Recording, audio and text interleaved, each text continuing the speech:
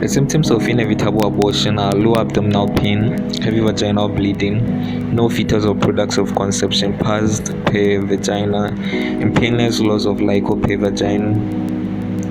The signs that are usually elicited are cervix. The cervix is usually dilated with the membranes bulging. There may be loss of liquor. The uterine size is compatible with the gestational age, and there may be signs of shock, pallor, collapsed peripheral vessels, rising pulse with reducing volume, falling BP, and cold, clammy skin. Investigations are FBC encycling, blood grouping and cross matching, ultrasound scan. It shows the fetus dead or alive. Cervix may be dilated with membranes bulging through it. In instances associated with loss of liquor, there may be oligohydramnios. The ultrasound is necessary only if the diagnosis is in doubt.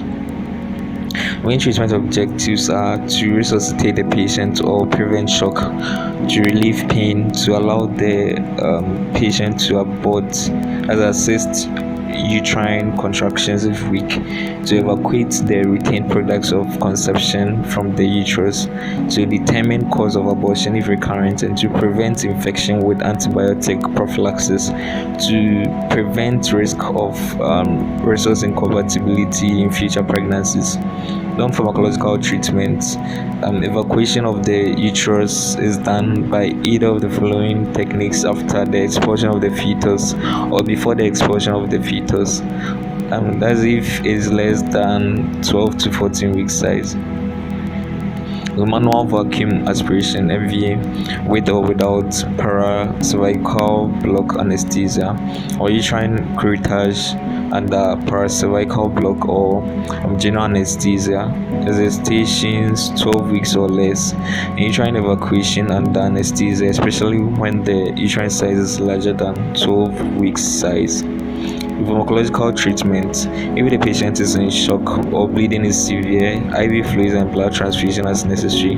To relieve severe pain, give morphine IV 2.5 to 5 milligrams 4 hourly as required, and metoclopramide IV 5 to 10 milligrams 8 hourly as required for vomiting, or petidine IM 75 to 100 milligrams start, then 50 to 100 milligrams 6 to 8 hourly if required. And also promethazine IV or IM 25 milligrams as required, with a maximum of 25 milligrams 6 hourly as required, to reduce the chances of vomiting and to potentiate the analgesic effect of petidine.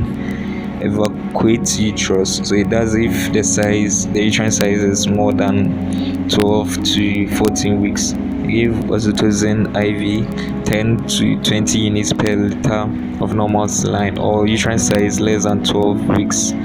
Misoprostol oral or SL 600 micrograms start.